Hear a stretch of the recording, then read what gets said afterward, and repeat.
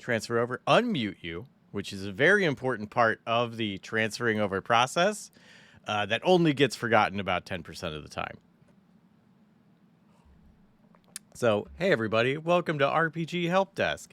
Happy to see a bunch of people here already. Thanks.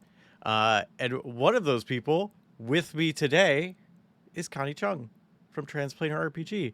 Please introduce yourself to the lovely people that like to show up every week. Absolutely. Howdy, lovely people who love to show up every week. Hi, I'm so happy to be here. My name is Connie Chang. My pronouns are they, he, she, and ta. I am the game master and creative director for Transplanar RPG, which is an all transgender, people of color led dark fantasy actual play channel telling stories set in an original, non colonial, anti Orientalist multiverse. When I'm not busy running Transplanar, I am also a narrative designer, a screenwriter, a game writer, and a game designer in TTRPGs and beyond. Currently working on a game called God Killer with Evil Hat Productions. It is a holy punk RPG for at least one player, the God Killer, and the gods they want to kill, played by the GM. You say it at least one player, which now I'm thinking like, well, can you make a no-player RPG? Is there like an auto, like an idle RPG? Can you do this? That might be just a book. or and I like an idle mobile game, but for but pen and paper. Yeah. Fascinating. That's interesting. Someone make that. Someone take that and run with it and make $1 million off of it and give us some royalties. That's awesome. Okay, I'm very scared because our main topic today is environmental storytelling, which is a great thing to do. Recommend. We're gonna talk about it. So if anybody has questions, I love answering questions. Connie, I hope you like answering questions. We might get some. So if you have some, please throw them in chat now or at any point, and we'll get to them. And I've got some notes of things I want to talk about directly, but I am curious. And like you said, and this is very true for, everybody's like, I made, my world. And here's the thing. You did say original world. I am very curious what things you have used in environmental storytelling to show like, hey, this is not the same place. Like, what are things that you do and not necessarily be like, oh, it's creepy, or like, oh, it's, the leaves go in the ground and the roots are up in the air. Woo. But like just things that, show that the world is different and like why it's different. There are many ways, I think, to unsettle expectations of what a world should look like, and to push in interesting, original directions as a world builder, as a storyteller, as a game master. As I mentioned at the beginning of my spiel, Transplanar, the TTRPG channel I run, is rooted in a non-colonial and anti-Orientalist approach to world building, which means that kind of from like the fundamental DNA of our multiverse, we trouble what it means to be different in the world. We trouble what it means to have power, to be in conflict with each other, and we explore alternative ways to have conflict and still very deep, emotionally resonant stories and arcs between our PCs and NPCs, in a world where essentially like bigotry doesn't exist, where racism doesn't exist, where there has never been and will never be a colonial force or an imperialist force.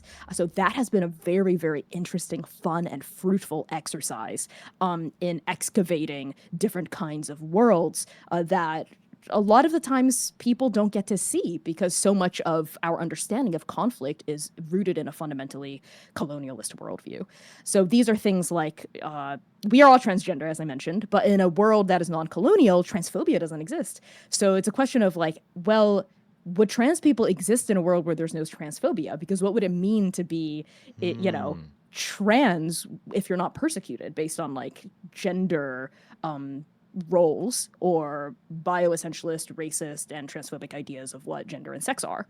So all very interesting questions we grapple with and we explore in very different ways in all of our stories, and questions of race as well, where even though there's no explicit racism in our stories, as a majority people of color channel, we inevitably thread themes of racism and diaspora, liberation and revolution in the stories we tell, through like metaphor, and through motif, through theme, less so than like explicit. There's like a clear like bigoted fascist villain or something. Right. It's a bit more extrapolated, a little bit more speculative than that, which creates an environment where players actually feel really deeply empowered to take big risks at the table, big creative swings, both in their role play and in the kinds of choices they make, the kinds of stories they feel equipped to tell. Because there's no risk of really muddying the waters of, for instance, a direct racism metaphor or something like that.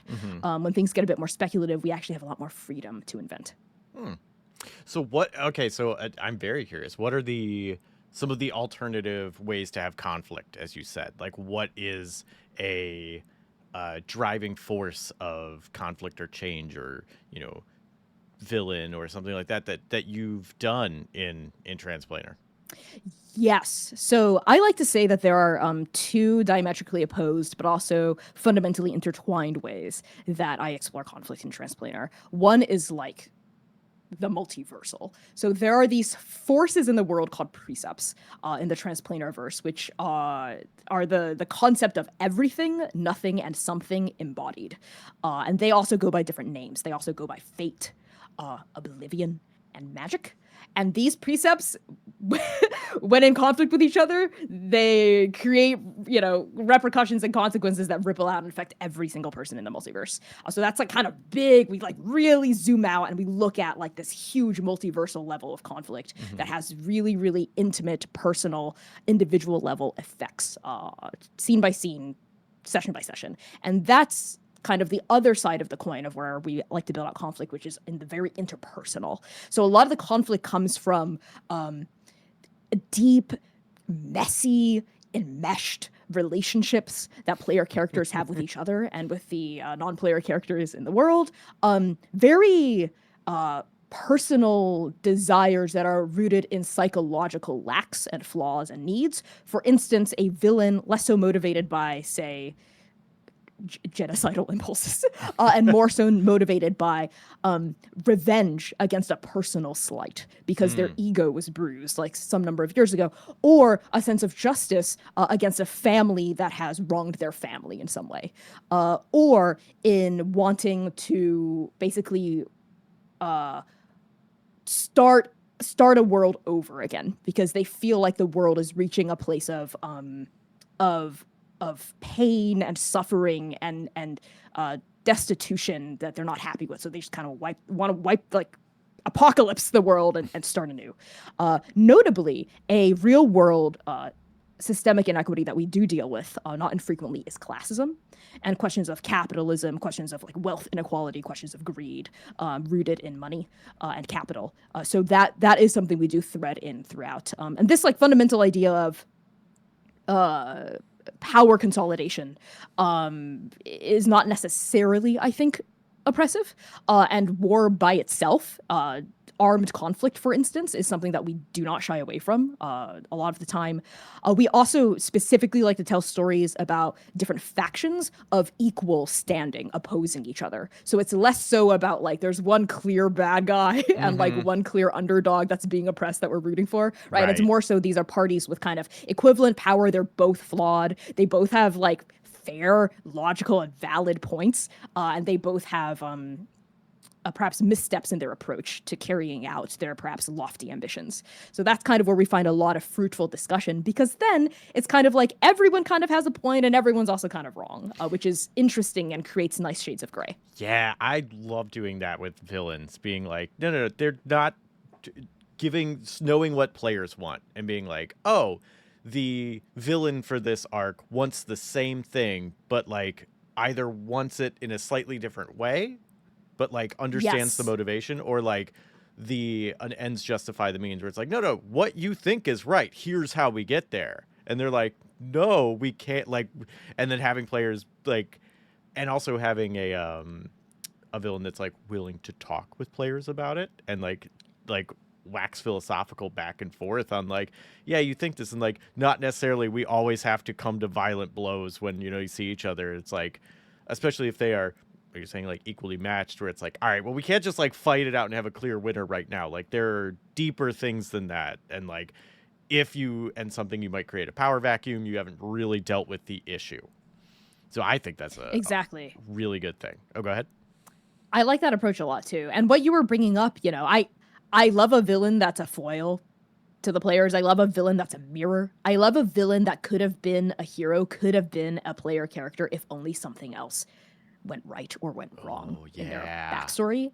I love a villain that is a what if of the heroes, a reflection, an echo, a ghost, and inversion. I think those are the most interesting and the most compelling and the most memorable kinds of villains. Absolutely. I love the parallel of that, and like having I want a story where the hero can look at the villain in a conversation and be like, we're not so different, you and I, and like have that reversal of like, I understand you. Incarnadine bringing up a good villain is hated by everyone, a great villain is understood by everyone. Yeah, that I like that actually. That's a good saying. Yeah.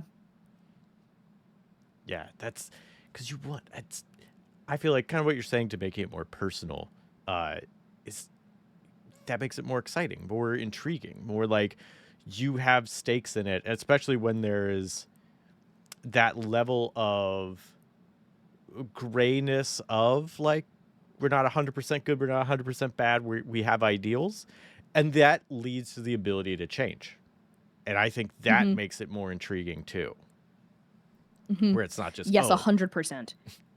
Some of my favorite villains, antagonists, are the ones that, when presented with the opportunity to change, often by the players, they choose not to. And they kind of double down. So it's kind of like, you could have, and then that gives the players a reason to crack their knuckles and go like, okay, you know what? Let's go into this boss fight now. Because I can't lie, I love a cinematic boss fight. I love a big set piece encounter. I can't lie. I'm a sucker for it. And I always like to plan like a big dramatic finale, in my arcs and in my seasons. So no, I love it when that happens. Like, you want the interpersonal thing, but you also want the like walk through the fog wall and the chorus starts and the symphony, and then there's this thing in front of you that you're like, we're gonna fight. Like, that is also a really nice feeling.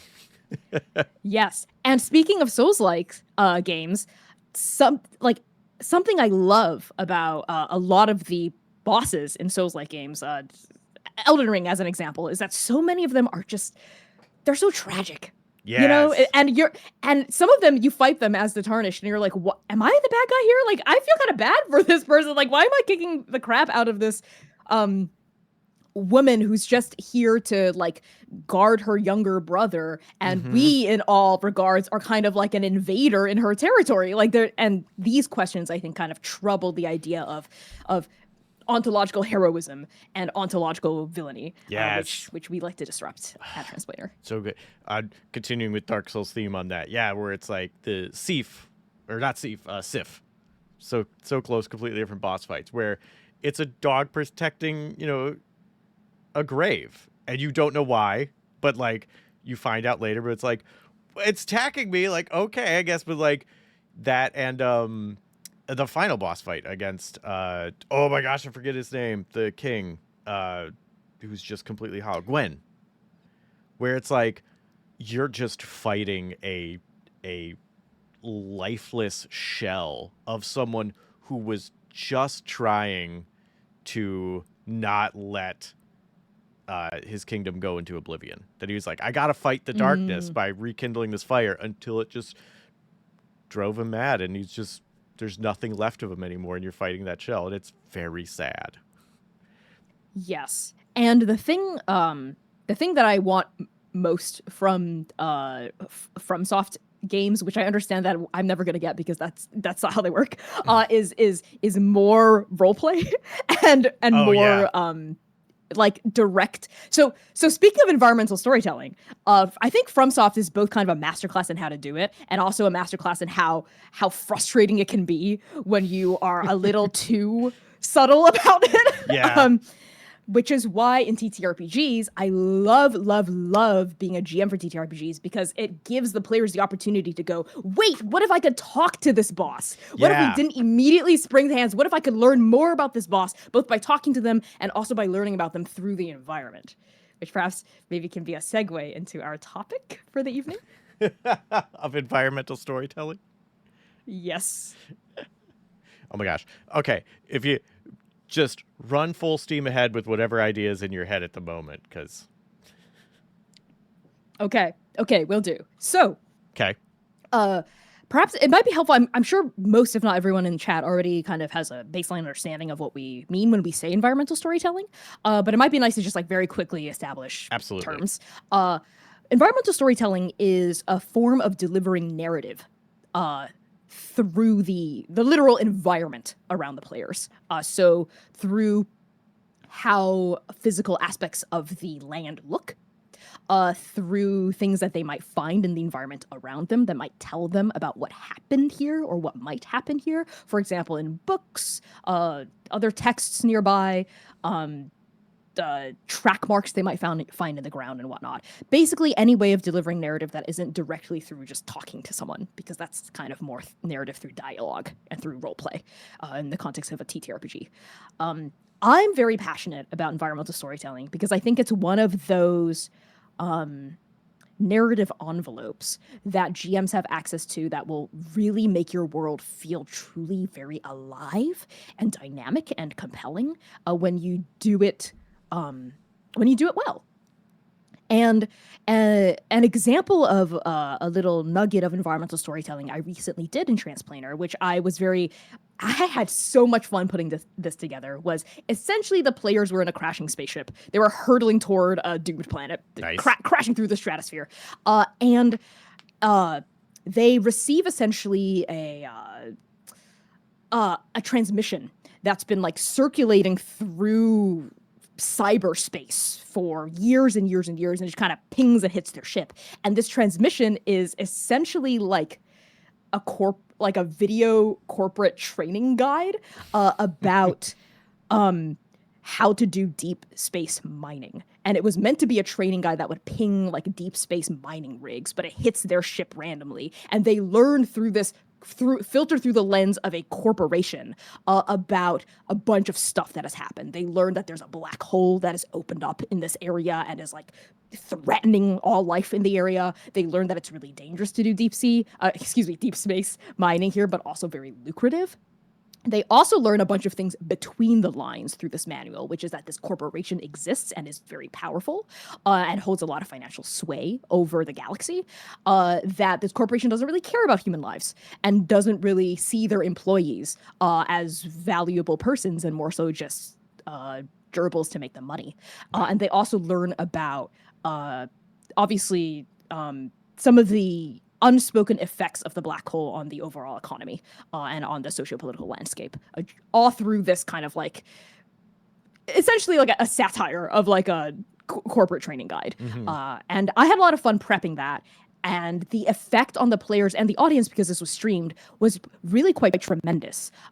Chat immediately was like, "What?" Like they could relate to it instantly. Because who isn't able to relate to like your crappy manager like giving you a corporate training guide that's really just to cover HR's ass, right?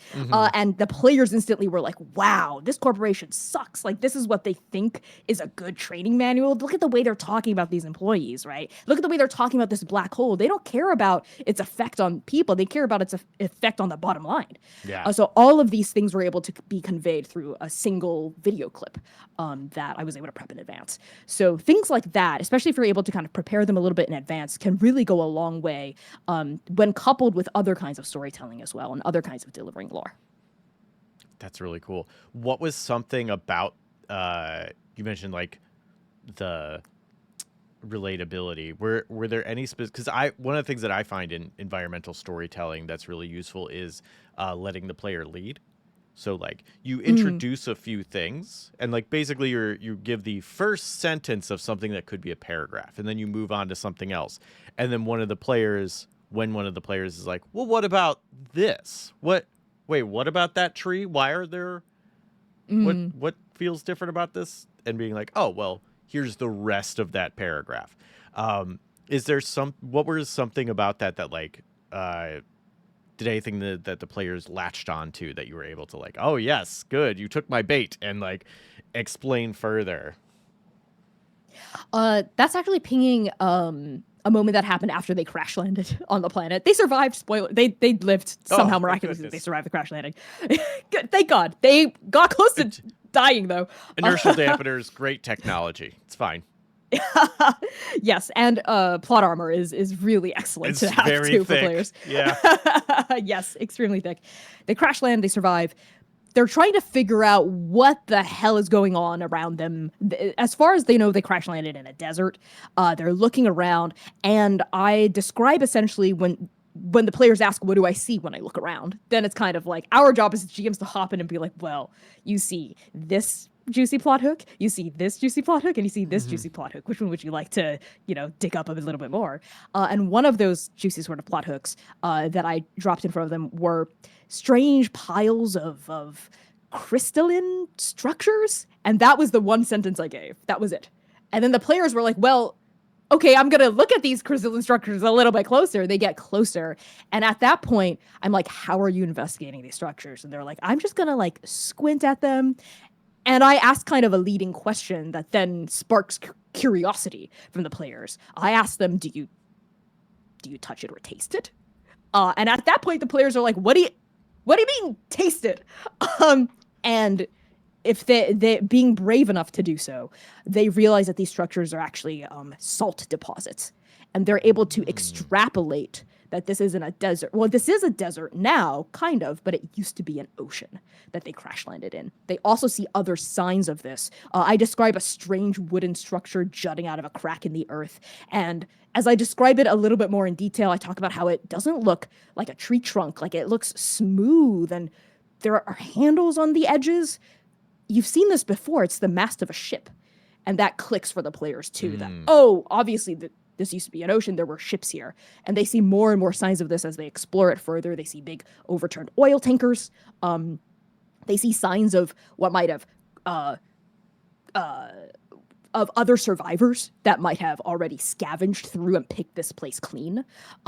They see signs of potential dangers, things that are a bit eerie, the fact that there's literally no one else here and no other tracks, things like that that kind of might ping their sense of danger and establish mood and tone without giving everything away. And when you make the environment itself kind of come to life and have all these little clues pockmarked around, it feels deeply immersive, as opposed to they crash land and you just kind of like tell them a bunch of things about where they are and what they're up to. That's cool. That's I think one of the like, first of all, Dower Dodger Esquire is saying environmental story tasting as a thing to do you touch or taste. Very funny. Appreciate that. Yeah, I think one of the things that you said there for both environmental storytelling and just DMing, period, is you ask how. You said, how are you going to investigate that? I think that is critical. If someone's like, I'm going to sneak up on this, I'm gonna investigate. I try to always remember to ask and like push very much how. Like, there's a million ways to do what you want. Are you just looking at it? Are you are you like taking pictures and checking the internet and like cross-referencing thing? Do you have a book? Are you like casting a spell? Are you tasting it? Like, there's so many things. You're chipping a piece off and doing a little alchemical, mixing to figure out what it is. There's so many ways to do that, and that informs both how you as a DM can be like, oh, here's how it's going to react to that. It screams or whatever. Or like, and they're like, oh my gosh, this is not a salt crystal. This is some sort of thing that is alive. Or is it? Maybe it just makes noise. I don't know why. Further investigation. But like having that, reflect on how they're doing that and like their ability as a character of bleeding into it and role playing that. You really sparked two additional follow-up thoughts for Yeah. me. One of which is asking, you're so right, because asking the how is absolutely crucial, because it helps you a lot as a GM too. If someone is picking up a salt crystal, for instance, versus just looking at it, versus licking it, versus punting it across the scene, helps you gauge what rules, if any, you want to turn to. For instance, if they say, I want to lift this entire salt thing up and see what's underneath it, you might ask for, depending on the system you're using, some sort of check to see if they're strong enough to lift it, or what the consequences of disturbing the salt deposit might be if they're a little too careless with how they lift it. That is one thought for me, and that just spawns even more story, right? Then their actions are creating story, and da-da-da. That is the best part about being a GM, facilitating what they do, in my opinion. Another thought that you sparked for me is this idea that I think one of the possible yellow lights I would like to flag for GMs when doing environmental storytelling is it's really fun to build a lot of lore into the environment around them, but it can also feel a little devastating if they don't interact with it. Because I think a potential downfall, a potential just thing to be aware of is how passive you're making the environment. If in order to learn things about the world, they have to interact with your environment in a very specific way, 9 times out of 10, they're not going to do that. So then the question to you as the GM is, are they just going to lose out on that piece of information? And if yes, how crucial was that information for their understanding of the plot and the stakes of the story at hand? If it's crucial, then you need to figure out a way to give them that information in a different manner. Like that's on you as the GM. You have to do that. If it's not crucial, then maybe you could drop it in later. Pick up this thing and follow them wherever they go and like drop it off in front of them in a different way, which I think a lot of GMs are very used to doing. I also like to say there's of course the classic phrase for writers is to kill your darlings. This idea that you might have a really nice, beautiful sentence that you've written or a really cool idea that you have, but it's just not going to work. It's just not going to work. So you have to kill your darlings. I like to say, reveal your darlings and don't be precious with them. As a GM, we make so many darlings, cool NPCs that the players end up never meeting because they never go to that tavern that NPC was at. A really cool piece of lore about how this special magic gem works that the party never finds out because they might pick up the gem, but they never interact with the gem in the specific way it needed to be interacted with to trigger this cool reveal. Yeah. And my advice to you is screw it. Reveal it. Do it. Reveal it. Life is limited. Our time is precious. And, I think it is so much more gratifying to just show your hand, especially if it's becoming apparent that the players are about to move on from the place where you would have populated that lore in. Because it can feel, as a GM, it can feel immensely dissatisfying to not get to use that. And of course, we can always recycle it for a different table or further down the line. But I think a lot of, the wisdom and the experience of GMing comes from knowing when to show your hand and when to hold on to something for later. And I would always encourage, especially newer GMs, to lean in the direction of showing your hand more than holding on to it later. And this is just based on experience, because a lot of the times you never get to reveal the cool stuff you've been working on. And that sucks. It's a lot of wasted effort. So don't let it go to waste. Yeah, That's why I like to have the environment be active too, and not just depend on waiting for players to interact with it in a specific way. Think of ways you can make the environment, the story, come to them. Yeah. Oh, there's something in the water. That's cool. You're gonna go in the water? No. All right. Well, guess what? It's high tide. Here it comes. Like, it's an active part of the environment. Exactly. For example, actually, your high tide example is really excellent because, for instance, if you drop the players into an area where there is high tide and low tide, and you as a GM, you're like, something really cool happens during high tide, like maybe a tower, an underwater tower that only appears when it's high tide, will appear when it's high tide. You could drop the players in when it's low tide and they leave before it's high tide, or you could drop them in and you just bring the high tide to them after they roleplay for a little bit and you check your watch and you go, okay, something's gonna happen now, and you make the thing happen. Make the thing happen. You are God. You are in charge of the rules of the world. Make the thing happen. Yeah, I think there's that good balance of of showing your hand and recycling it for later, because you don't ever. That's one of the fun parts about DMing and doing RPGs is you don't ever have to lose an idea. You just Mm-hmm. have something in the chamber for another adventure. 100%. And it's very contextual based on the kind of game you're running too, right? For example, if you're running a one shot, show that hand, baby. Don't, Yeah. because you're not gonna. When are you ever gonna do it again? Just do it. Just everything. Throw all the spaghetti at the wall. Just do it. If you're running a long-term campaign, and you know that this table, like, you're like, okay, we've got something good here. I feel like this table is gonna be with me for a few weeks, maybe a few months, maybe even over a year. Then maybe it might be worth it to like hold on to a really cool idea and hit them when they're prepared to receive it in its coolest form later. Mm-hmm. Or even use the fact that they didn't interact with it to kind of like ping that up later.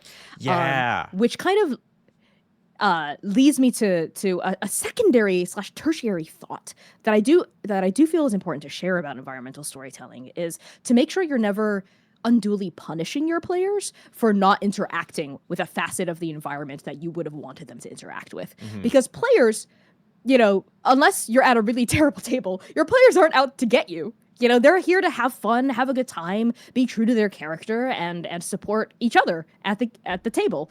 And if they don't pick up on something, it isn't because they don't care about your world and they don't care about the lore that you're putting down. They literally just don't know. They just don't know that thing was important, that you had a thing planned. So again, like, if it was really important for them to know that thing in order to make informed decisions in the moment or later on, you got to find a way to give that information to them regardless. But if it's like kind of cool but not necessary, then don't unduly punish them for missing it. For example, if they miss like a bloodied handkerchief that belonged to like someone who's kidnapped by a werewolf or something, and then later on they meet the werewolf and they see a dead person that they were there to rescue, and you're like, well, you didn't find the bloodied handkerchief. They're dead now. That would suck as a player, because that's actually the opposite of agency, because you never gave them the chance to make a meaningful, informed decision. Right. And for me, that's what true agency is, in relationship to environmental storytelling, is the opportunity for players to make informed and meaningful decisions. If they see the handkerchief and they make some logical deductions that it belongs to that person, and they choose to not pursue them urgently regardless, then you can hit them with well, they died because you chose to go out drinking instead. Mm-hmm. Then that is their agency coming to bite them in like a way that feels satisfying, ideally. Yeah, I totally agree with you that you have to have the ability to make that choice in order for it to matter when it happens. Because otherwise, it's like, oh, someone died. Okay, lots of people die. So what? Like, there was no involvement. There was no like awareness that this is because of something they did. I really like we were talking about, and I've talked with Jack about this. He loves this too. Is like the living world, where you have, if you don't do something, that is okay. Here is how the world will continue on, and some of that you will be aware of like, oh, this thing that I ignored, oh, that's a problem now. Like, whoops. Oh yeah, we did open a scroll that like, summoned a bunch of zombies and they tore through and just kind of ran west, and we were like, that's fine, all right, well, oops. And then we didn't pursue them, we did something else, and then you find out that there is just a track of devastation from seemingly roving band of zombies for some reason. It's like, oh, that directly affects us in some way down the line that you're now aware of. Yes, 100%. And I'm also a big fan of, speaking of like the zombie summoning scroll as an example. Not that we've ever done the that. situation. Just, and that's a fun idea, honestly. Put it in your game. Summon a bunch of zombies. Fuck it. I'm very interested in the conditions under which the party released the scroll, because I think it's one thing for if they were, for instance, trespassing on like a necromancer's private sanctum, and they were like going through their stuff and they like grabbed onto the scroll, and it's clear that they weren't supposed to be here, and you as a GM, you're kind of flagging to them like, hey, there are powers here that you don't understand if you mess with.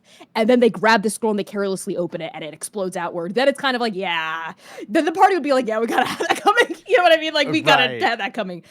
Yes, but it would be another thing if they were trying to be really smart and thoughtful about, for instance, exploring like an ancient temple. They see the scroll and they do everything in their power to not accidentally release some sort of world-ending curse. And Hmm. you as the GM, you're like, you know what? I'm gonna do it anyway. You all should feel bad because that's just gonna happen anyway. That feels bad as a player to respond to because then it feels like the environment isn't fair or logical, but out there to get them.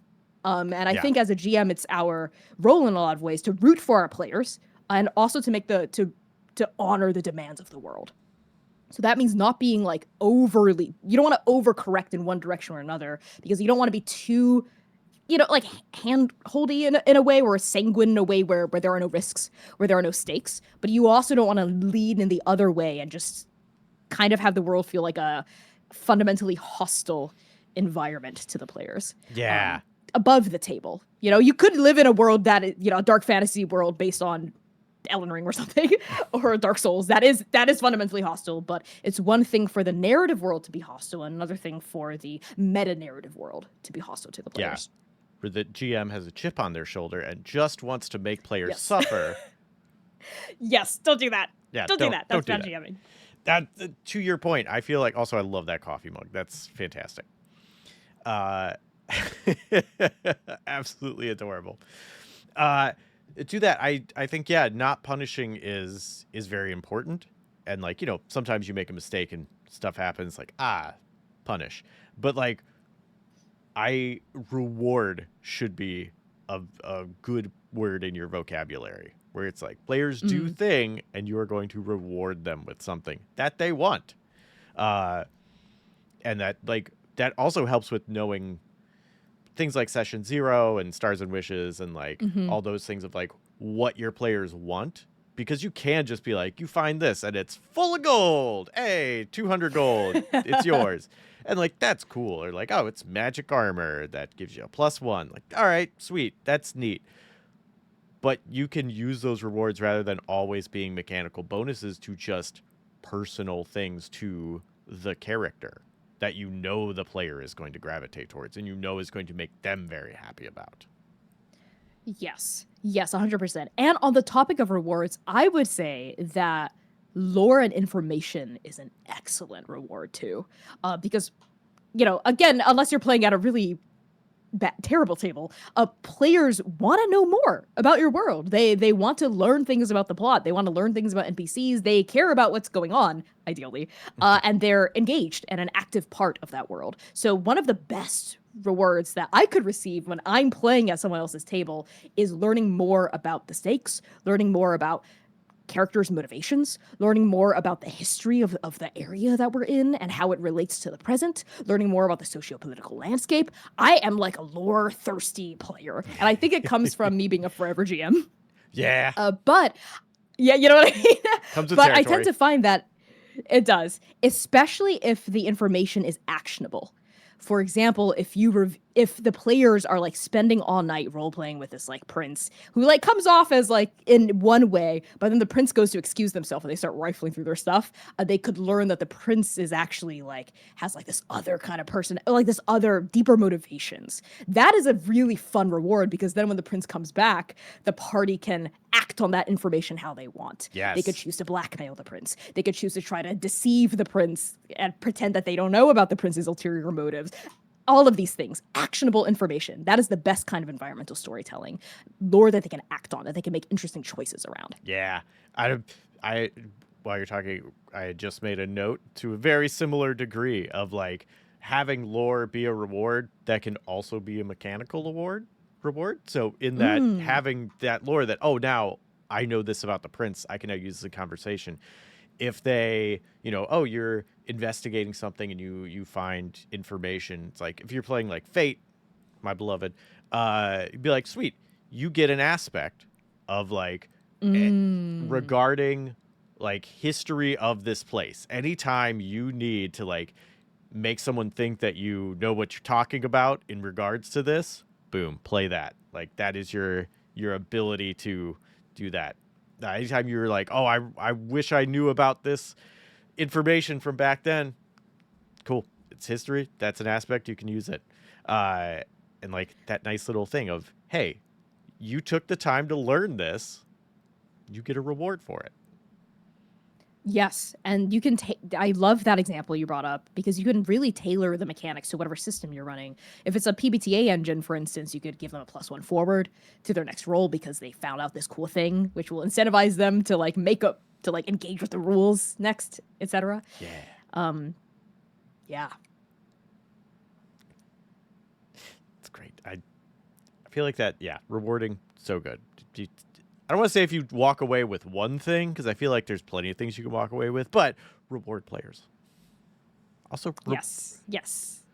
Oh, man. Rewarding DMs should be its own topic, because I feel like that is a thing that doesn't get talked about enough. That's like, but it's super useful. Like, as forever DMs, being like, please give me information about your character. Give me what you want. I want to use that either to reward you or manipulate you. You know, that's the fun part is you don't know how I'm going to use it. But hey, a lot of players love being stabbed, though. They sign up for the emotional damage. You know, they come up with a tragic backstory and they're like, hey, use this against me. You know, or they come up with something about their character that they want to be hurt with. Yeah. And that is the best reward. One of the best rewards that GM can give to a player is you take the knives they're handing you and you stab them with it in ways they could have never even imagined. Yeah. I love doing that. I had a player in one of my games that was like, I'm from this village. I'm leaving for the first time. I'm very naive and like looking at everyone around the table being like, and I want y'all to take advantage of that. Like, I am dumb and I don't know what I'm doing. And I think it'll be fun to get into situations I shouldn't be in. I love that because that's exactly one of the character archetypes I like to play when I'm at a table is I love to play someone who's a little naive or idealistic because then it kind of allows me as a player, like this person said, to get into situations that cause interesting things, right? That cause drama, that cause chaos. It's fun. But yes, in terms of rewarding your GM, as a player, if you want to reward your GM, in addition to what Jesse said, I highly recommend engaging genuinely, thoughtfully, and most of all, with curiosity with the world around you. I've facilitated hundreds of players, I think, over the last 7 to 8+ years now that I've been running RPGs. And some of the players that I think I struggle with the most are the ones that are fundamentally incurious. Insofar as not even necessarily they only care about their own character. They might, and they often do, but more so as I'll drop something in front of them that is really clearly like I made for them or I want them to interact with. And they're just like, nah, nope, I'm not going to do that. Either because they're making a choice that they think their character would do, or because they are risk averse. Those tend to be the two reasons. I would say they're equally frustrating for me to deal with as a GM, but for different reasons. Yeah. God, that's all right. Slightly back on topic, but also, oh my gosh, yes. Yes. Incurious is very hard. Deep says, hi, it's me, risk averse. I'm sorry. That's okay. And listen, I understand why players could be risk averse, especially depending on the play cultures that they grew up on. Like, if you played at a table where the GM punished you for taking risks, I get it. Once bitten, twice shy. I totally understand. And I think some of the best ways to address the risk aversion is to, first of all, identify your play goals. Like, why do you play? What makes you have fun? Are you interested in telling an interesting story where bad things could happen to your character and have it be fun? If the answer is yes, and you want to try to get over your risk aversion, then I think playing at a table where it's a kind of high risk but in a fun way environment where there are a lot of safety nets and taking risks is rewarded, that is a really great way to start to get over that, I think. Because on the other side of risk aversion is like, I promise you, a beautiful vista of incredible stories and fulfilling emotional and roleplay experiences that you wouldn't be able to have otherwise if you didn't take that step, didn't make the suboptimal decisions, didn't press the big shiny button that said don't press, but everyone at the table is like looking at you being like, press it. It's a fun button to press. I don't always press it, but like I've rarely regretted pressing the do not press button. It's great. Another thing we mention probably every single stream is the key to everything is communication. Talk to the GM, talk to the player. If a player is risk averse, or if you are risk averse and want to get over it, talk to the GM and the player and be like, and the DM can ask, what are you afraid of? So like, if you are afraid of losing your character, I really like this character. I've played games where you make one mistake. Yes, it was dumb, but then I just died and I had to make a new character and I so much invested in it and I didn't really want to play a meat grinder game. I wanted to role play this character. Tell the DM that. Be like, I'm willing to take risks if I know I'm not going to lose this character. And then be like, oh, sure, I won't make it kill you. Like, all right, cool. But there are fates worse than death. Yeah, there's no, but so but much yeah. worse. Or like, yes, and I think. Oh, go ahead. Sorry, please finish your thought. I need to stop jumping in. I'm just so excited about this. Please. Yeah, just like, okay, I'm not afraid of death, but I'm afraid of like, derailing the campaign. Or I am afraid of like getting other players roped into something and then everybody's mad at me because I opened the sarcophagus and the 1,000-year-old vampire got out. And now that's the campaign and not looking for this person's lost sibling. Like, it's like, okay, I won't make this completely derail stuff. Like, communicate. Know what the other person wants and like work within that. 100%. And on the topic of what you said about derailing a campaign, I think because whether or not a player's decision truly derails a campaign, I would say 95% of if that happens is in the hands of you as the GM. You could make opening that sarcophagus completely mess everything up and kind of force the party to deal with a different immediate present threat. And hey, that's not even necessarily a bad thing, because could that plotline and the missing sibling plotline dovetail? Could they actually come together in some way or be related or run on parallel tracks? That's another possible question. And I think this also goes back to furnishing consequences for your players that feel earned. And earned here, I mean in not just a logical way, like if they prod a sleeping dire bear, then it's gonna wake up and attack them, which is logical, right? But it also, I think, needs to feel like fair. Because if the dire bear wakes up and they all decide to run and you're like, it's gonna chase you down and like kill all of you regardless, that feels unfair, right? It's like, okay, we did the suboptimal thing, but now we're going to try to address it in some way. And so much for that, you mentioned session zeros in the beginning, and I kind of want to revisit that as well, because so much of this goes back to fundamentally, why are we here together? Why are we playing a game? And what are we hoping to get out of this experience? Because if you're here and having a really simulationist experience is your priority over, for instance, telling a story together or exploring a character arcs with each other, and I mean this in a really neutral way, like I'm not saying one is better than the other, then I think that's just really important information for you to have and for the other players at your table to have.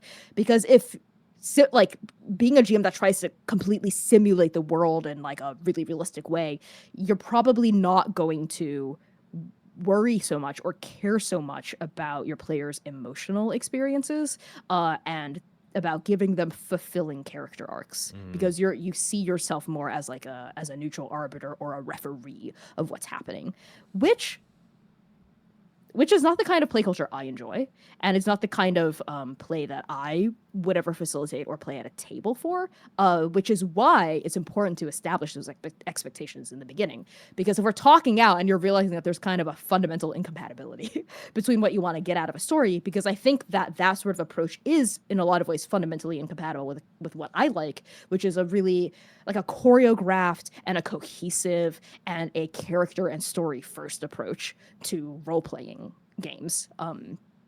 That's just, I think sometimes it just means that not every table is going to gel with each other, and that's okay. Which is why it's really important to play with and run games with and for people that also want similar things. Yeah. That's this is not the we're going to talk about how great session 0 is stream, but also we're going to talk about how great session 0 is because there's no cops to stop us. Yeah, like that is a huge thing of just knowing what everybody wants, and that's one of the reasons it is a great piece of like cooperative storytelling tool is let's all get on the same page of what we're expecting, what's the danger level, what should we be afraid of, what should we not be afraid of, how do we want to interact with this world, what do we want to learn from it. Yeah, that's and like it's I've been part of groups where it's not necessarily like, oh, we're not going to mesh, or oh, this group could never mesh. It's just like you have 5 people coming in with possibly 5 very different expectations, and if you don't communicate what you're expecting and what everybody else is expecting communicated to you, you can have a group that theoretically would work great and is going to have a horrible time. That's true. I have been in both situations before, but a session 0 can kind of help mitigate those risks and at least set up a precedent for talking to each other about stuff. Yeah. Because if shit's hitting the fan, if you had a session 0 before, you kind of think like, well, we've talked above the table about what we want to get out of this game. Maybe we can talk again now about what's not working for us. And I've been in situations before, back before I started streaming, where I was exclusively running home games just as a hobby, where I've GM'd for tables where it's really clear that someone is just showing up just to hang out with their friends. And they create kind of like a random character that, they don't really care that much about. But over the course of playing the game, they start to get kind of attached to the character and they start like caring about what's happening. Yeah. And it's really lovely to see that happen because so many of the other people they were playing with were really into the role play, really into the character journeys. And they showed up for the pizza and the friendship part. But now they're like, well, my little joke gnome character is going to jump into the line of fire, in front of like this NPC that like he's bonded with. And that's a beautiful moment to see. That is, yeah. Seeing someone's like excitement turn like that of like, oh no, I have to do like I need to save this person, or oh I want to investigate this. Like, oh, it's a beautiful thing. Yeah. Also show up for, pizza and friendship, but stay for the That's great intense too. role playing.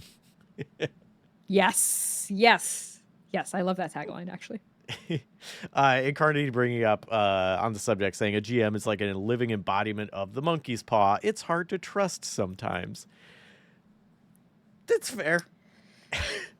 Again, part of I think I'd say part of the like knowing what expectations are and like are your characters in danger and stuff, like where it's like, well, how hard is this monkey paw going to curl?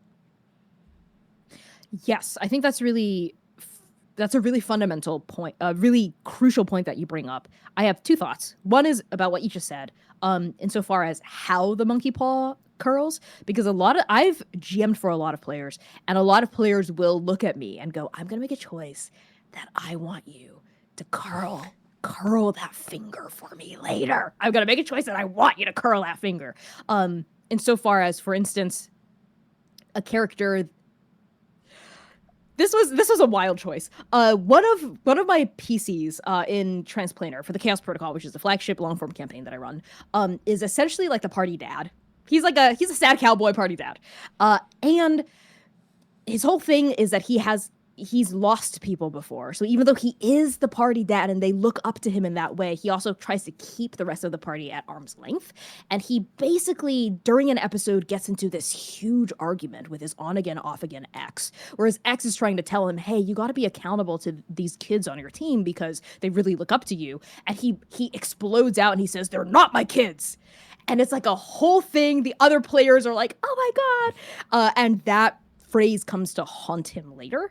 And I set up situations in which he has to be paternal toward the rest of the team, or he could choose not to be. And that's the way in which that player really wanted that monkey's paw to curl.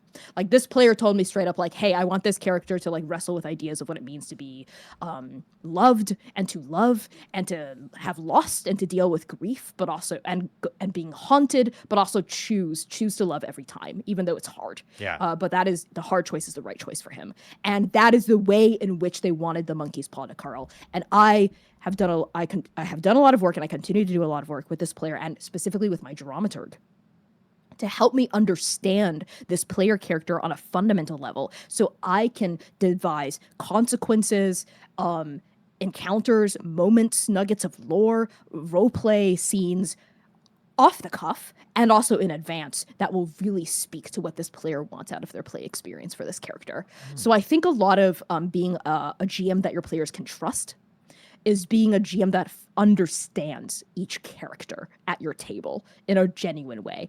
What what are their flaws? What do they want? What's preventing them from getting what they want? Okay, great. If you understand that and you also understand what the player piloting that character wants out of the game experience, then you are very well equipped to run a campaign that will make every player at that table feel so valued and so seen.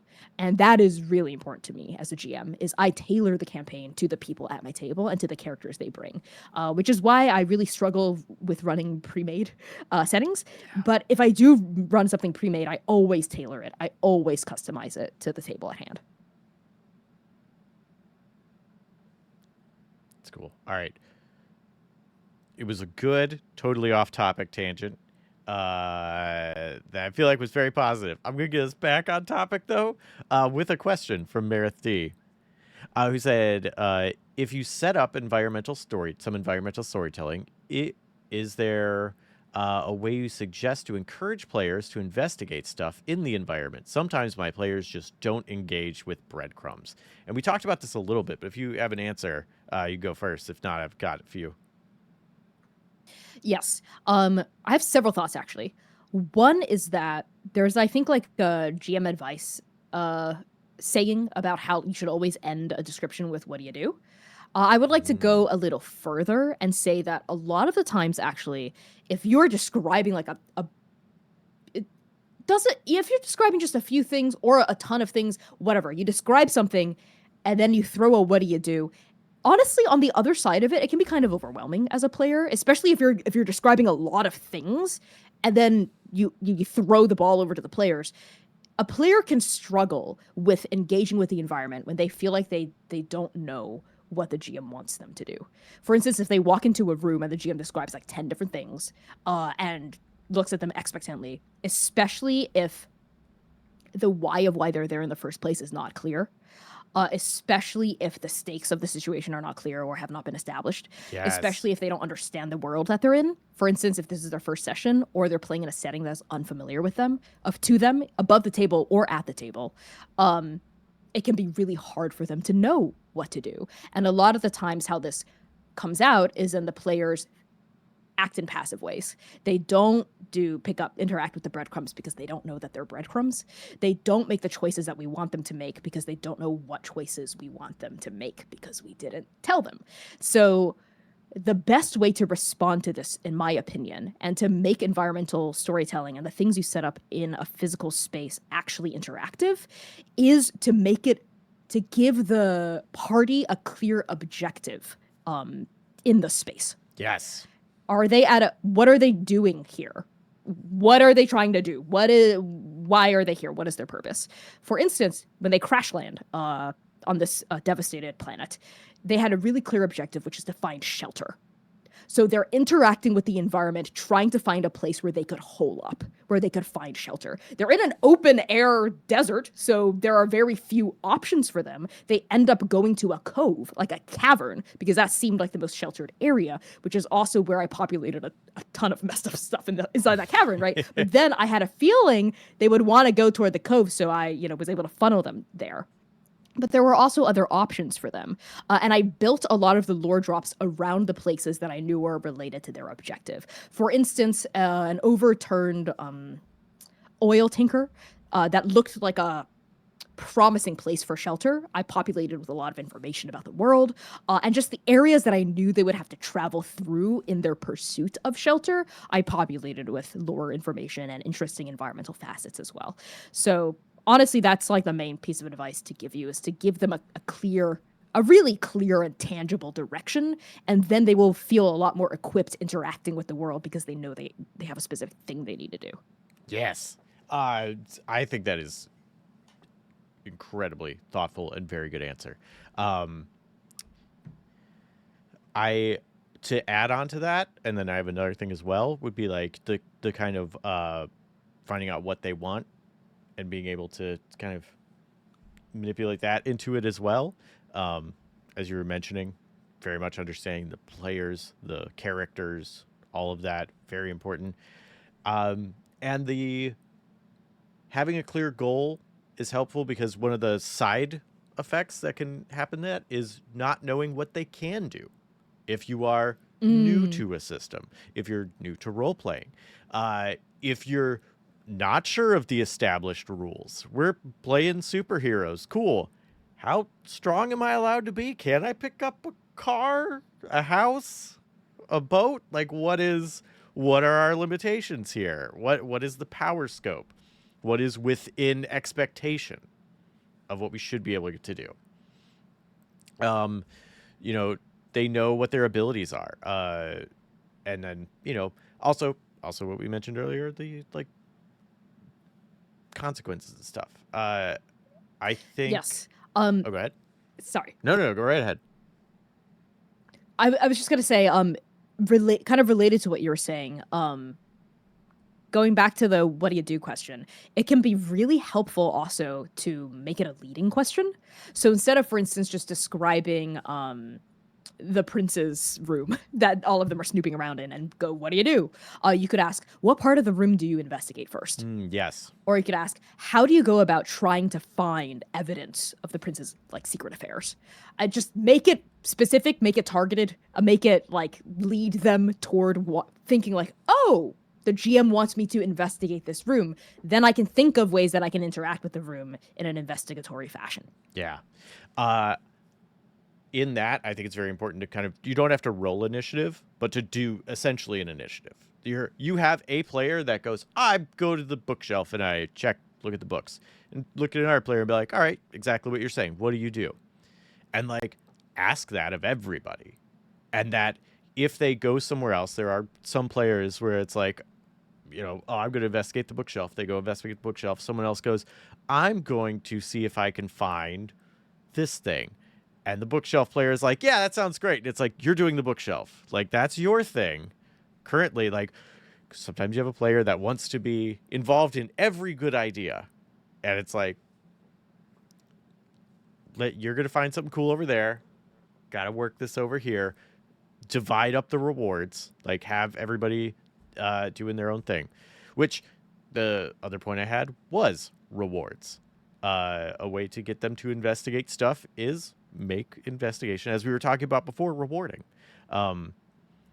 If there's a big red button and they push it, yay, give them something. And you can also use this to show them if they don't interact with the big red button. Cool. An NPC comes by and pushes the big red button, and money falls from the ceiling, and they're like, yeah, I won. And it's like, oh, I wish I would have pushed that now. I'm sorry, I didn't know it was just the free money button.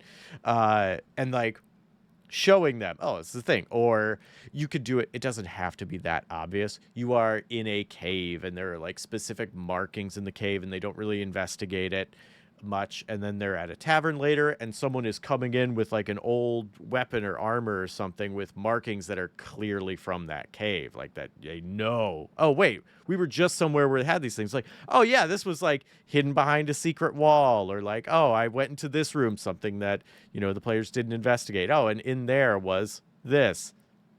Look, there was something cool if you look a little more.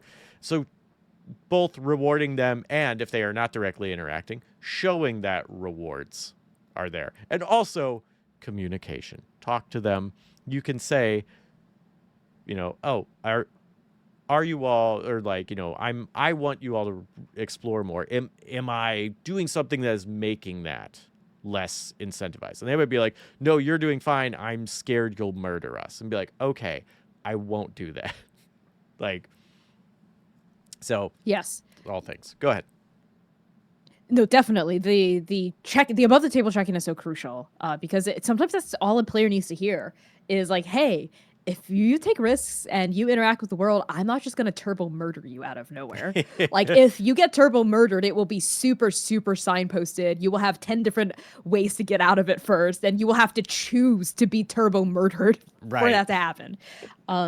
That can just be really reassuring for a player to hear. I've been in situations like that before where I've asked like a table, like, hey, is everything okay? And they're like, yeah, we just need to be more proactive. And sometimes players are able to recognize that. And sometimes it just takes a little bit of time to ease into that. And like Jesse said, you can kind of help that transition by rewarding the risks that they do take. Even if it's not like through things like gold or cool loot or experience, if you're in a system that uses experience points, it could be through, even if the choice they make does hurt them a little, like if they get sprung into a trap, or they have like a negative encounter with an NPC, or something goes awry, you can kind of bomb the strike with some, like, not a consolation prize necessarily, but that's the term coming to my head. Like, for instance, if you want them to investigate the marks and you want to encourage them to be actively curious about the world, maybe they follow the marks to a den where you see like a sleeping creature, but surrounding the creature are like interesting artifacts that are related to the quest at hand. So you ask them, do you just take this information now and leave, or do you push your luck and go in and try to take some of this stuff from this creature? Then the players are like, ooh, what if it wakes up? But it's fun. You know, that's the fun part of it. If you go in there, even if it wakes up and you get into a combat, it's fun. That's the fun part of adventuring, is getting into these risky situations that you can trust yourself to get out of, maybe not in one piece, but at the very least with a cool story. Yeah. Because that's ultimately why I'm here to run games, so we can tell a cool story together through the choices we make and the mechanics we interact with. Totally.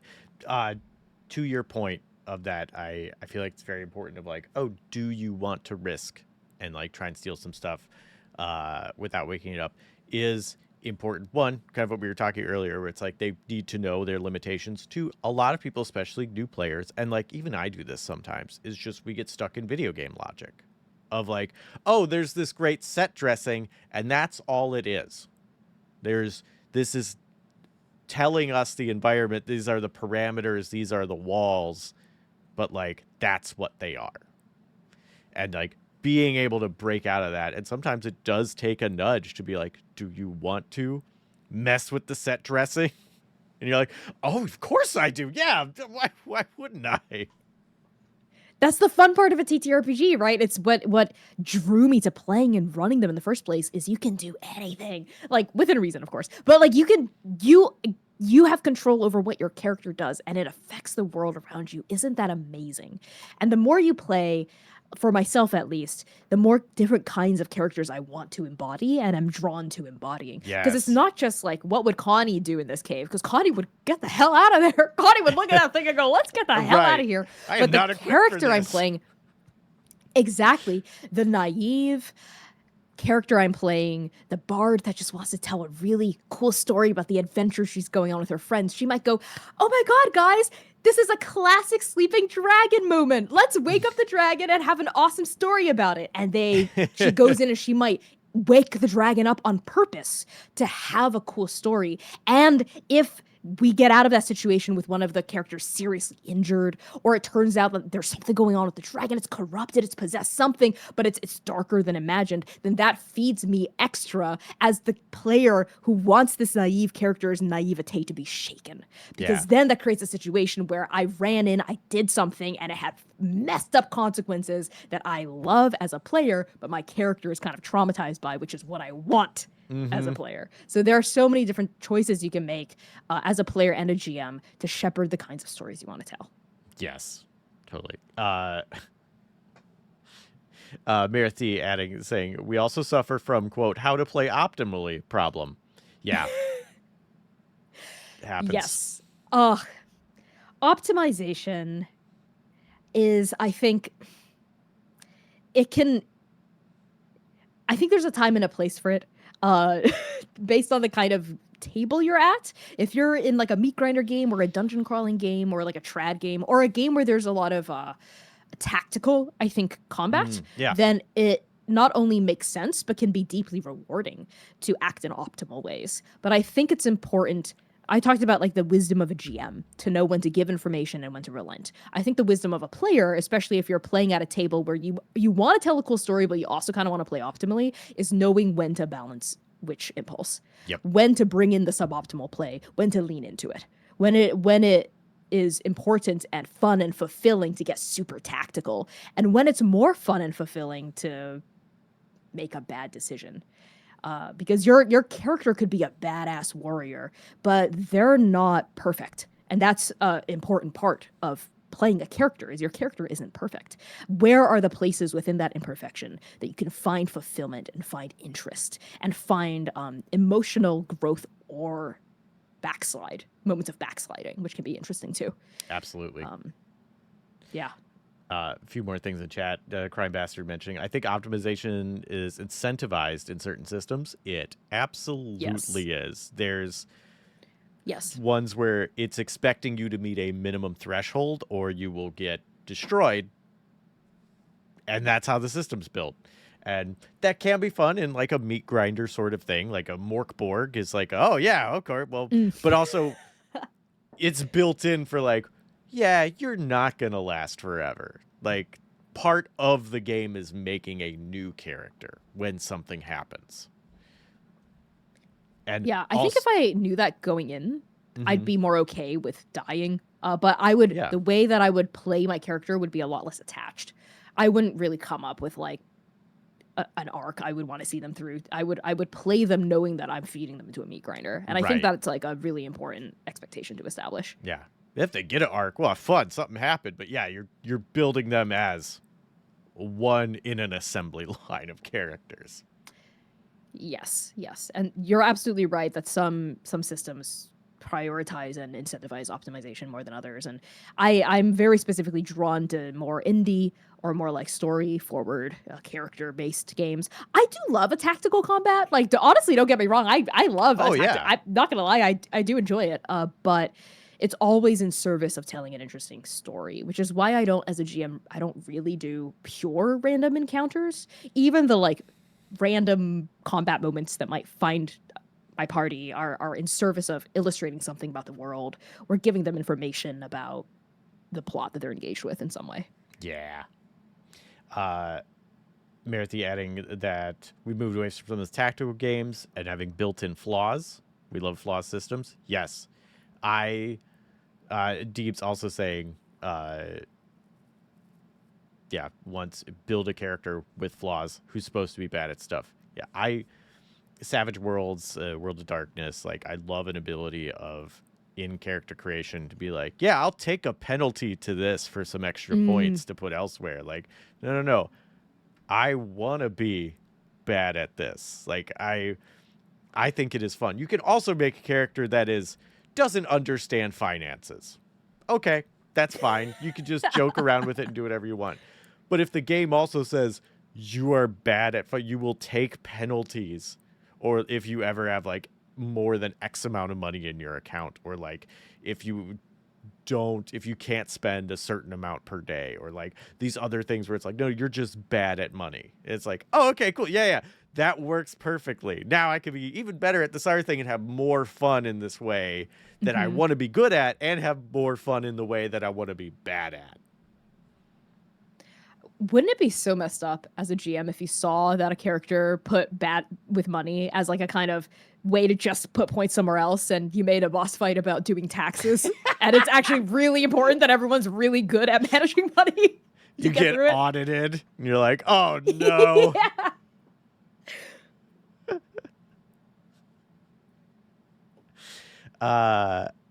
Let's see. There was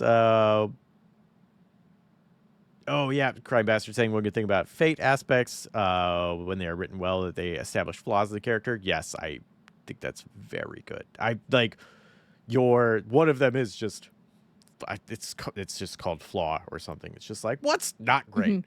Like, it's very helpful, because in Fate you want to have things that the DM invokes, and just being bad at something is a great thing. So if you have finances on there, it's like, oh, great. You walk into a shop. Oh, yeah, everything's priced beautifully. if, and I'll give you a fate point if I get to use your bad at financing. So like, oh, Mm. this is ripping me off totally. But I get a fate point if I agree to it. So sure, it works. Boop. Yeah.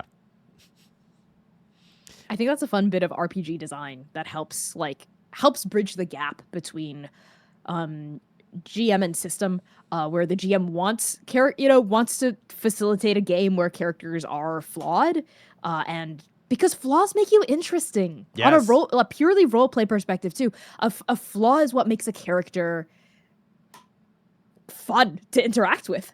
Because if everyone just behaved in completely optimal ways all of the time, that's personally to me, that's not a fun way to play. Yeah. Some people might find a lot of enjoyment in it, but that's not my cup of tea personally. Absolutely. I totally agree. Deep's mentioning from a previous question is saying with I forget yeah, when we were talking about taking risks and stuff, Deep saying one of the issues I've had on that front is not wanting to be the one that makes decisions for everyone. In the last game, we were all kind of hesitant to take risks, both because our GM was kind of a dick, one of those old school D&D players who has been playing since the 80s, but also since nobody wanted to be the one to drag the whole party along with them. Yeah, that's fair.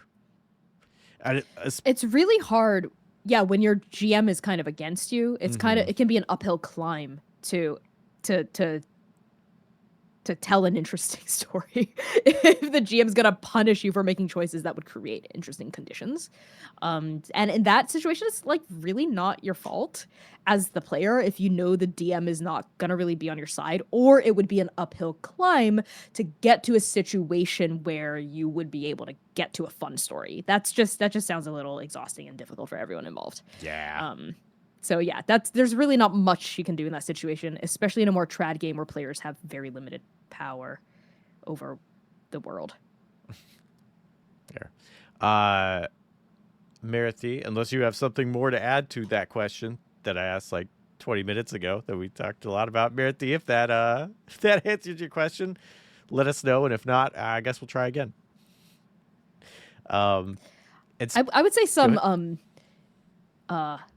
Band-Aid advice, because I think the problem is much deeper than what simply taking swings in the game can solve. But some Band-Aid advice I would have for that situation is to make it really clear when you're making the choice that would push the story forward, essentially, or like create new interesting narrative conditions in the world. Make it really clear when you're making the choice that you're doing it out of a desire to generate an interesting story and find ways to bring the other players in. Something that a player that I played with in an actual play recently, but they did something really, really cool that made all of us at the table feel spotlighted in a moment which was, we were all fine with it, which is really clearly a them spotlight moment. Like the GM was like, okay, this other character, what do you do in this moment as like everyone's eyes are on you? Like, and they made a choice to basically push a plot button. But as they did it, they say, and I turn to each one of you and I say, will you join me in this? And I reach out my hand to this other character and I pull on this specific relationship we have.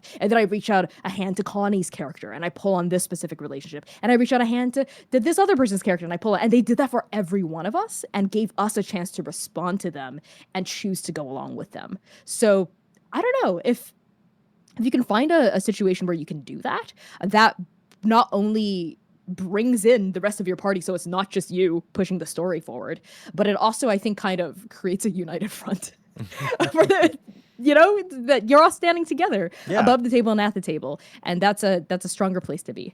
And it signals to the other players that you're not just doing it for yourself. You want to push the story into an interesting direction. And even if things don't work out well, hey, at least you tried. And it wasn't because you wanted to, quote unquote, hog the spotlight or whatever, or make everything about you.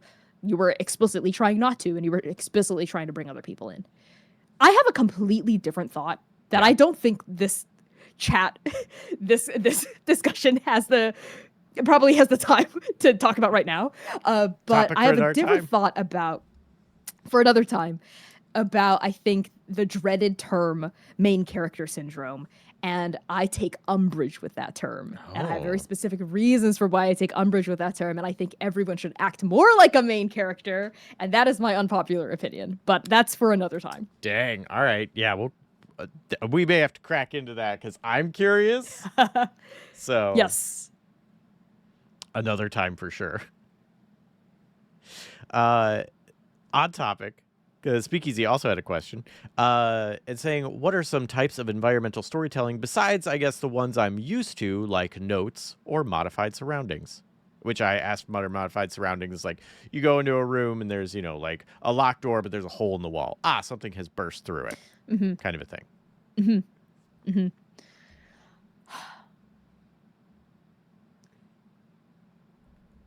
I've got. Ultimately, Oh, go ahead. sorry, go ahead. No, go right ahead. No, finish it. Okay. Okay, then I will go. Good. Okay. There's a slight cool. delay, I'm gonna do that. Yeah. The classic Discord call thing. Yes. For me, with environmental storytelling, I always like to work backwards. I think of what used to be here first, or what is here first. Like what is the information I'm trying to convey? Mm. And then it's about finding creative and unique ways to convey it. For instance, with the video corporate training manual, environmental story lore nugget that I dropped for my players, the actual information I needed to convey was there's a black hole here. Here's how long ago the black hole was formed. Here are all of the major players in this galaxy, like because they were new to this galaxy. They didn't know how the galaxy worked politically. Here are the major players in this galaxy, and here are some of the present like economic concerns of the galaxy at the moment. I knew that I wanted to deliver these four things. And I was like, could they find this information out through like ship logs, or like messages, emails on the ship, like text essentially. But I was like, oh, that's kind of boring. We've seen that before. I was like, I could, and that would be a fine way to deliver the information, but what would be more fun? And the idea, I kind of pushed myself to think of, oh, well, if there are corporations here, what kinds of materials would they produce? Training manuals. They'd have to onboard new miners all the time because they would have like really bad attrition. So that was kind of where that piece of environmental world building came up for me, was my own understanding of like corporal speech and how corporations worked. So when thinking of alternate ways to tell a story with the world itself, I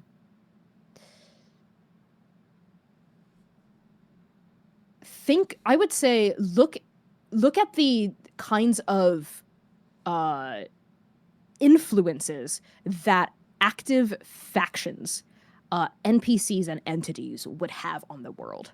And you can kind of go from there, because then you can get super, super creative with it. For instance, if you know that there is like a really messed up necromancer in this area who's like doing some sort of cool undead ghost ritual, you could populate a space, not just with like a big hole where a zombified boar burst through, but you could also populate it with like whispers of like dead animals that are now like being disturbed from their rest. So you could hear birdsong that isn't there, but that feels ghostly. You turn and you don't see it anymore. You could like hear mice skittering through the walls, and you open up the wall panel. There are no mice at all. Not even like detritus of mice. Maybe like a skull from like 100 years ago. So I think for me, especially because we're world building in a speculative medium, like this isn't necessarily just tied to the real world. Really think about the things that make your specific world yours, original, unique, your magic system, and how to really deliver on that and prioritize it. It was really important to me, and continues to be really important to me in the current arc that I'm running, which is kind of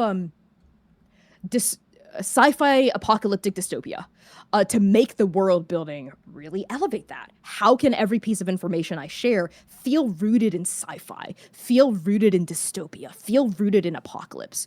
And what helps is playing post-apocalyptic games and watching post-apocalyptic media to see how they do environmental storytelling, and also threading in ways that are unique to my particular world, because it's like science fantasy. So there's a little bit of magic too. There's some messed up stuff happening with that black hole. So the black hole, it's not just like the confluence of a world that's been devastated, but also the effects of like a perceptual entity of oblivion on this world, and going from there. It's really good. A lot of really good information. um, and Erica Rose bringing up a good point too, saying leading questions I find can also help in storytelling at the table. How does the environment make you feel? What does it remind you of? Especially in those early sessions. Makes a lot of sense. That also kind of to what we were talking about earlier of like, what are the players interested in? Asking them that gets them thinking about the environment in a new way and informing you of what they're thinking about. And then you can use that. Another way is like a big part of environmental storytelling, I think, for like social situations and like socially, what does it mean? So like, what's important to the people who run this area? Like, oh, you notice there are more trees than buildings in this town.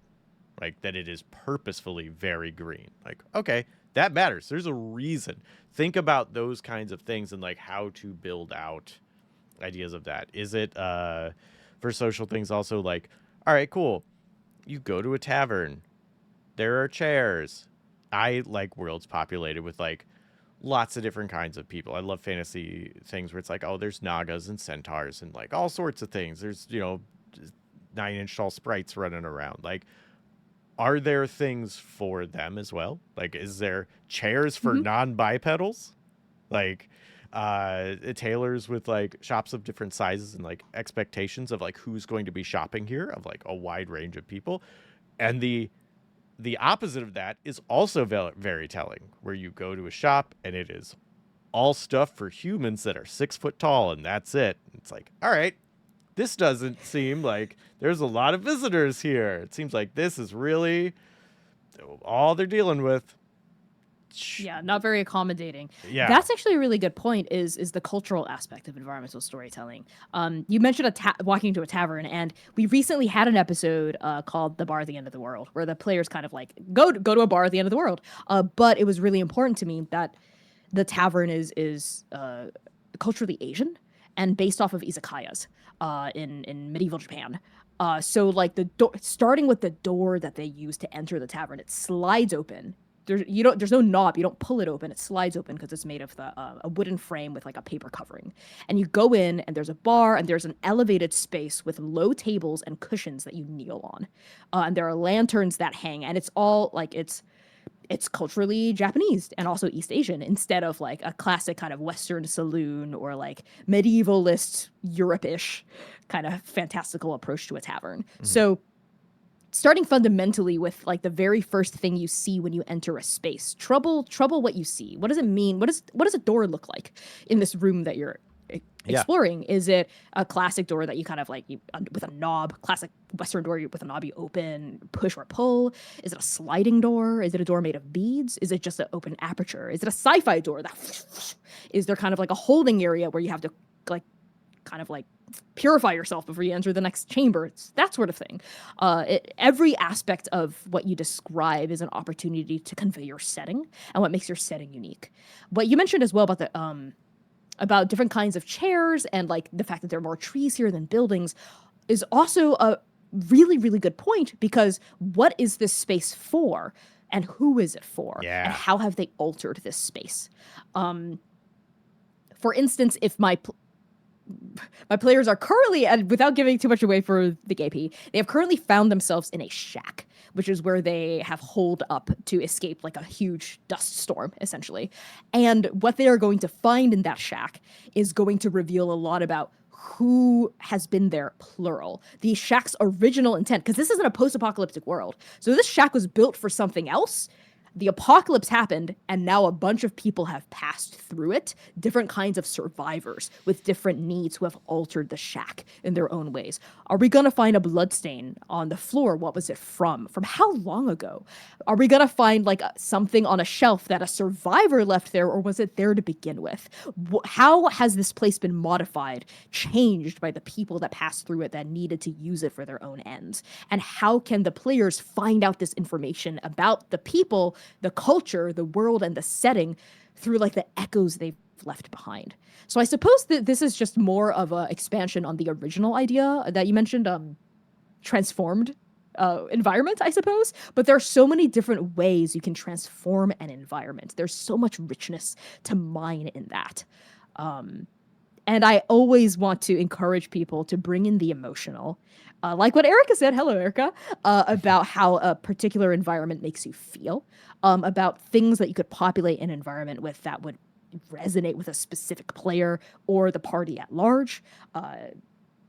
And also the magic system of your world. Do not ever, ever underestimate how powerful the impact of magic in your world can be. How is magic elevated here? How is it quiet or silent here? How is it corrupted here? How is it fearful here? How has the magic been changed here? These are all interesting things we can do with our world that are uniquely ours. Really good. Anything more to add to that question, or? That's a good question. Thank you for asking it. Yeah, it's a really good question. Speakeasy, if that answers your question, let us know. And if not, we'll try again, I guess. We're coming towards the 2-hour mark. I also forgot to ask how much time you have. So we got one more question that's off topic, but I feel like it's a good question. If you have time, if not, we can stop here. Yeah, let's do one more question, and Okay. then I will have to eat dinner. Okay. The question was, how do you juggle the challenge part of TTRPGs and the threat of death and players getting attached to their characters? So, like, the idea of, and this is from Custos. So, yeah, the idea of challenge, the threat of death, but also you don't want people to necessarily lose their characters. I feel like the easiest way, but not the easiest way. I feel like one way to do this is don't make death the failure state. Like, there are many other things. This character is seeking revenge. Okay. If they fail enough at these certain things, cool. The person they want revenge on becomes too powerful, dies by other means. Something else happens. Like, you deny them that. That is now not a motivation they can seek anymore. All those things that, like, again, communication, finding out what players want, what characters want, what kind of game you want to tell and play together, and, like, use those as your motivation, as your failure states.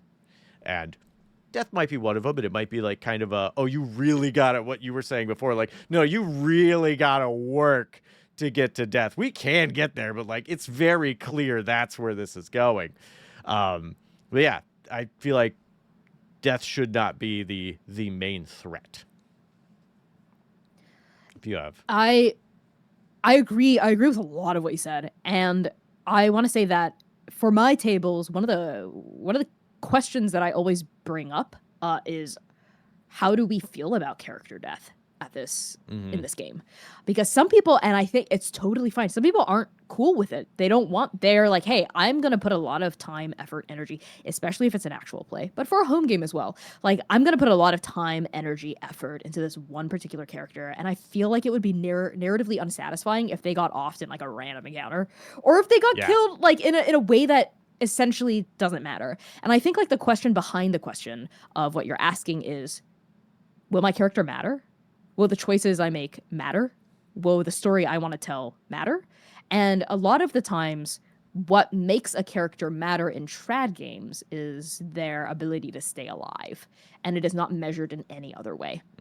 Because that is the only way that players can express their character, is through, here's how good I can kill things, and here's how good I can not be killed.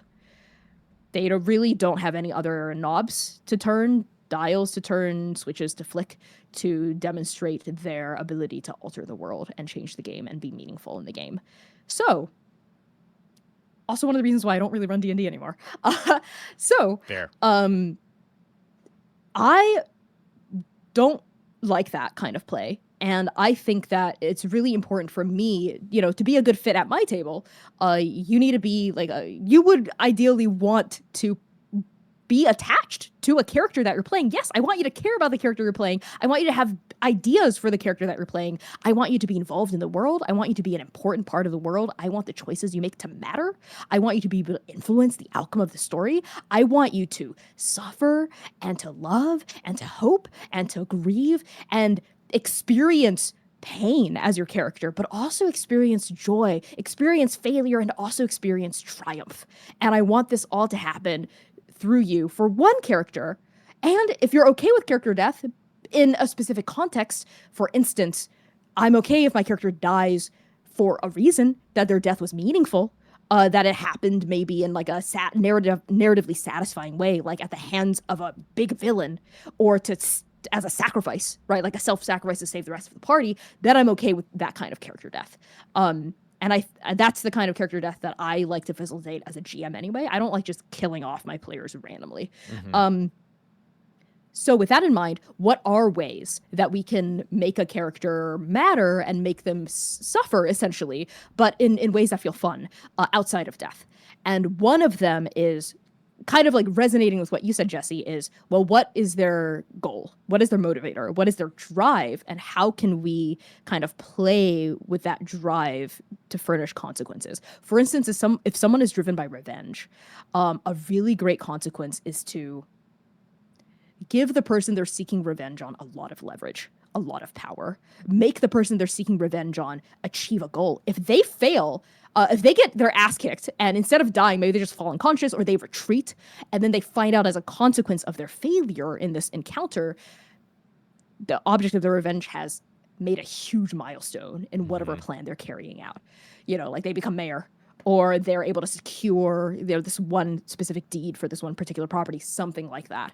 And that's a blow. And honestly, and so especially if the whatever goal they're able to achieve is emotional. For instance, maybe if you're doing like a teenage superhero campaign or something, and like you're seeking revenge on like the villain, the teenage villain that like maybe killed your sibling, and you go on social media, you go on your fantasy social media, and you find out that this villain is now dating your ex as a result of you having a fallout with your ex. I would say for a lot of teens, that's worse than death. That's worse than death. You know what I mean? They would rather the earth opened up and swallowed them whole. So I said earlier, half jokingly, that there are fates worse than death, but I'm saying it now, non-jokingly, there are fates worse than death. Absolutely. And I mean that in a non-meta-narratively punishing way. Like, you don't ever just want to torture your player, but you do want to mess with the character. There are so many fun ways you can mess with their character. It's like 1,001 different ways outside of death. Threaten someone they love. Take away something they care about. Take something they care about and dangle it just out of reach and then give it to someone else. Give it to someone else. Give it to someone they hate. Give it to someone else in the party that you can't take back. That the other person in the party can't take back either. Just kidnap their pet wolf. Make their parents divorce each other. Make their parents find each other again and then get kidnapped by your ex. Have your sibling come back from the dead. Different and strange. They get their sibling back, but it's different and it's bad. Yeah. So many things. My God. Oh yeah. Run wild. On the exact subject of revenge, a really nice way to be mean is the person they want revenge for has legitimately asked for forgiveness and everyone else has forgiven them. And now you're an asshole if you take out revenge because everybody else is like, come on, they atoned. Ooh. And now. Ooh, that's good. Ooh, especially if you hurt someone in your quest for revenge and they come after you. Oh yeah. Oh, that's looking for revenge against you. It's a cycle that never ends. Yeah. On top of so many different things. Oh yeah. On top of what you, I agree with everything you're saying. I think that's really good. And I think one of the things, Custos, for making a challenge, is that there, with a few exceptions, don't make a challenge without it being tied to someone's emotions or desires. Just if you are Mm. at camp and you woke up in the night because there's an animal attack. Oh no, it's combat. Okay. Sure, that's combat. You might die, you might not. It's an encounter, whatever. All right. Tie it like this. You are on your way to an appointment. You wake up and there's an animal attack. If you take too much damage, you're going to have to rest an extra day to heal. You cannot go on the road. So now it's like, oh, if we don't do this well, we're going to miss our appointment. And this is an important thing. Now, that's the stakes of the encounter. Not, are we going to live because this dire opossum is trying to rip our faces off or whatever. But that if we do not work as a team, if we take too much damage, if we get hurt too much, something happens, we're going to miss this opportunity of what we've been working towards. Yes. And or the dire opossum could threaten very important rations or an important gift you were going to give to the person at your appointment. Yeah. So you could defeat this opossum, chase him off, but man, you're gonna have a tough time explaining that to the diplomat of whatever nation that you're meeting. Yeah. Yeah. Yeah, the thing you're transporting really for good that point. the opossum really wants. And Yeah, now they that's really the want it. struggle. Yes, love it when an encounter hinders, blocks a really important or time-sensitive goal.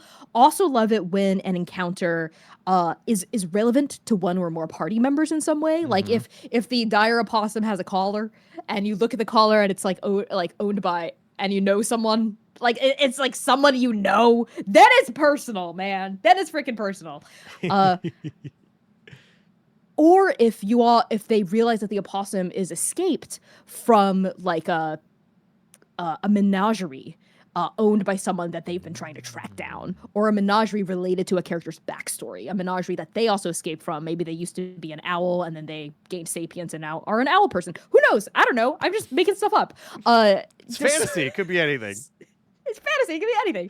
Yeah, you can. I completely agree with you. Have confrontations, whether combat or roleplay, like tense encounters. They don't have to always be violent or devolve into violence, but any moment of like a tense confrontation, have them matter in some way beyond just, oh, I guess this is happening now. Yeah. Cool. Anything you want to add to that question, or have we thoroughly spoke about it? Very quickly, I would like to say, Yeah. in terms of additional tangible advice for how to make something meaningful before I guess this is happening now, is I always like to think of an encounter in terms of like 3 distinct pillars. Plot, world, and character. So to have the encounter reveal all 3 would be ideal, but at least 1. So if you're like, I don't know how to make this random encounter less random, think of one of these 3 pillars. How can this encounter advance the story? For instance, is the opossum actually the diplomat, but transmogrified into an opossum, and you defeat it, and they turn into the dead corpse of the diplomat you're supposed to meet? Whoa, that brings your plot right here, and it makes your journey not relevant anymore because it's right here. Or world. How could this opossum reveal important information about the world? A possum comes and you're like, what the heck? There's a huge opossum? That's never been established in this world before. It's odd that there's a huge opossum here. What's up with that? That's a potential pillar. Character. Have it be related to a character backstory, right? That's where the menagerie stuff and the opossum collar idea comes in. Yeah. Or all 3. I don't know. You can figure out a way to make that opossum do all 3. But at least 1. And that is my advice for how you can just apply that if you're spinning your wheels. Cool. Excellent thing to add. Custos, if that answers your question, awesome. And if not, tell me, and next time we'll just start with that. And that'll be the topic for the day of how to answer that question, which won't be next week because I'm off for the next 2 weeks because it's Christmas and New Year's. So whatever January is. Oh my gosh. In 2 weeks?